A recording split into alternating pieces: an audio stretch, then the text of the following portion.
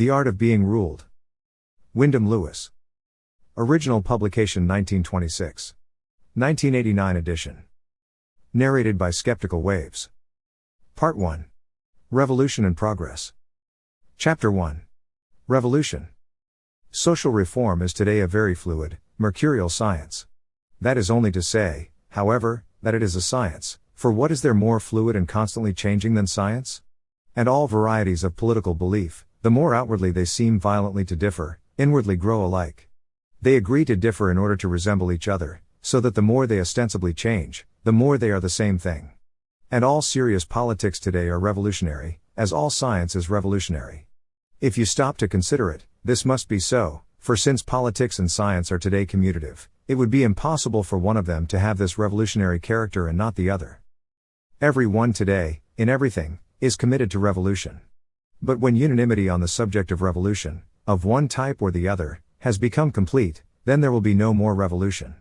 When every one agrees to be, or is forced to be, a revolutionary, then a new equilibrium will have been reached.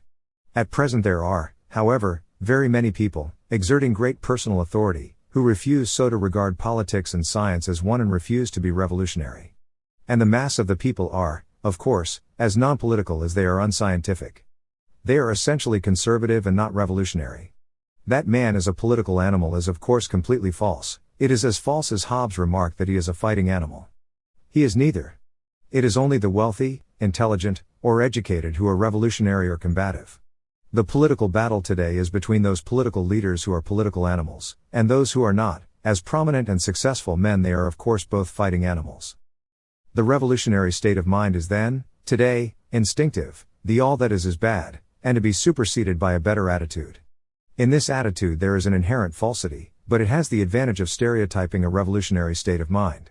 When we say science we can either mean any manipulation of the inventive and organizing power of the human intellect, or we can mean such an extremely different thing as the religion of science, the vulgarized derivative from this pure activity manipulated by a sort of priestcraft into a great religious and political weapon. In which of these senses we are employing this word we must generally leave it to the reader to determine. The word revolution, like civilization, is a big reverberating one. In most people's minds it is associated with the rolling of the tumbrils and the baying of the mob.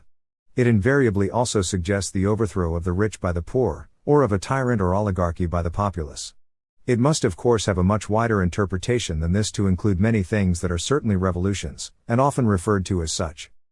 Revolution can be used to describe even the superseding of one parliamentary party by another. It is commonly applied to any marked and important change, political, scientific, or religious, involving to some extent a break with the past, as though something had been skipped.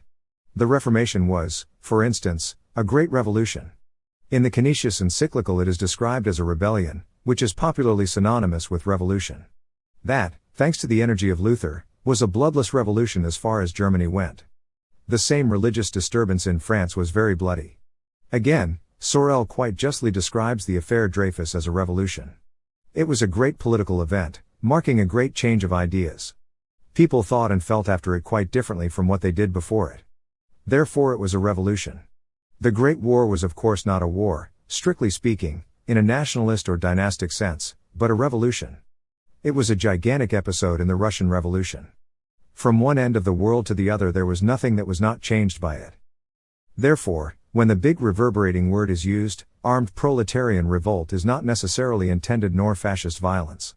If the theory of the armed insurrection of the masses occupies our attention a good deal, that is because socialist theory deals so much with that, and any revolution today, just as it must be involved with science, must to some extent start from and be modeled on socialist practice.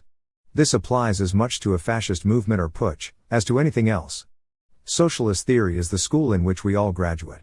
Mussolini was, to start with, a socialist agitator. And all change today is rooted in science, and in science and its imperative of change, all active political creeds meet and to some extent merge.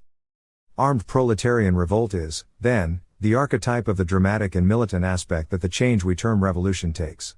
Sorel defines so happily the true nature of revolution, that I cannot do better than quote him rather fully. The following passage is from La Révolution Dreyfusienne. In revolutions, two distinct periods should be distinguished. The first comprises the disturbances which have accompanied the overthrow of the old order, battles engaged, without quarter and sometimes of a sanguinary nature, between the parties struggling for power, a legislation de circonstance and often ferociously partisan, designed to abolish completely the power of the vanquished. At this point, an accumulation of episodes of a type familiar to professionals of political history are met with. These are far more exciting than those met with in ordinary times. Consequently, men adroit in the art of extracting from documents stories calculated to interest a wide public, in such a time find golden opportunities for exercising their address. It is quite natural that so many authors should be attracted by events enabling them to employ their talents in a profitable manner. Next comes the period of calm, of repression, of dictatorship.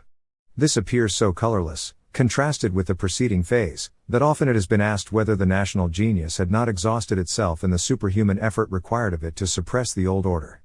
These times when political life seems so flat, do not interest the chroniclers of great feats. Even they find it difficult to believe that these times can belong to the same ensemble as the times of violent disturbance. It is consequently to these latter that commonly the name of revolution is affected, because they alone seem to bear the imprint of the genius of innovation. So one must not expect to find necessarily bloody adventures analogous to those of 1793.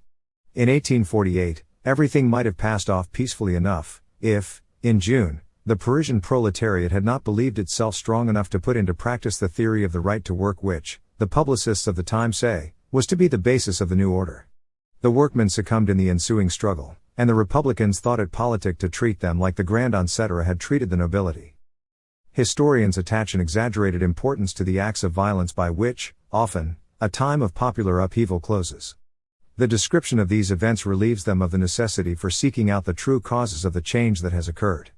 The vanquished denounce, with fury, the méchanceté of the greedy, ambitious, unscrupulous people who have broken the laws to satisfy their passion for domination.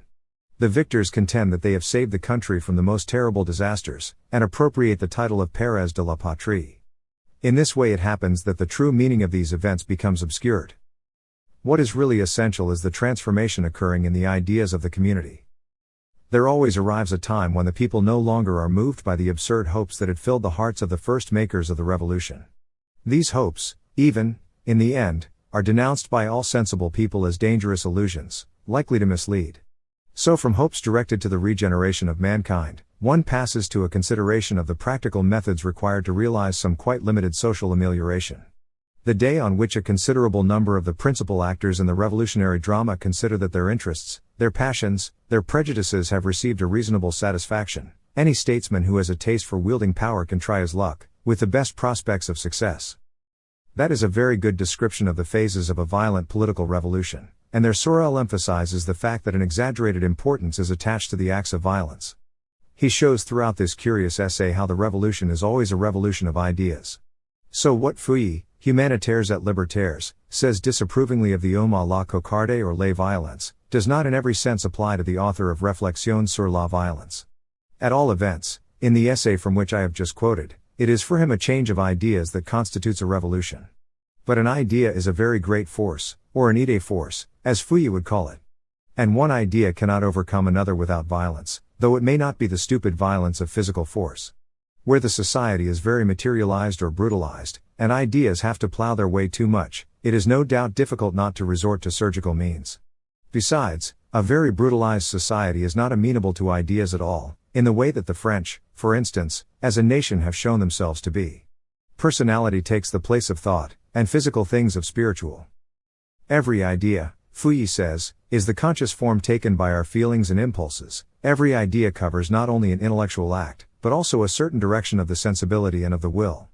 As a consequence of this, in a society, as in an individual, every idea is a force, tending more and more to realize its individual end. Thus with the idea of race, 1. A certain conscience of itself which a race develops and which gives it a sort of specific self in each of its members. 2. And a tendency to affirm more and more this, general, racial, self, at the expense of other races and in dominating them. The idea of race envelops, in other words, a conscience of race. Undoubtedly, for instance, a white man has the idea of the white race. This is a summary by Fouilly of his well-known theory of the idée forces. Each white man has a white ideological seed, so to speak, as part of his makeup. Those seeds can on occasion expand till they fill the whole creature. The white man becomes nothing but white. It is then that he is a walking idea, and his force is the force of his idea. But classes of every sort, as well as races, produce these idée forces. And it is such an idée force that Marx recommended to the world to exploit in order to emancipate itself. Or he recommended the development almost of a class complex. What he said was that people should fill themselves from head to foot with the idea of class, of the underclass, swell with the idea of its numbers, its power, and its wrongs. And he believed that this mighty ideologic engine, once primed and ready, would necessarily explode in an immense gesture of violence. That is the Marxian theory of the catastrophe. But this catastrophic conclusion to the revolutionary process is not only inessential, it distorts, and I think degrades as well, the notion of revolution. To say that people cannot change their souls, or a good part of them, without destroying their bodies, is a very material doctrine indeed. If people are only walking ideas, you can make them parade one as well as another. Dying for an idea, again, sounds well enough, but why not let the idea die instead of you?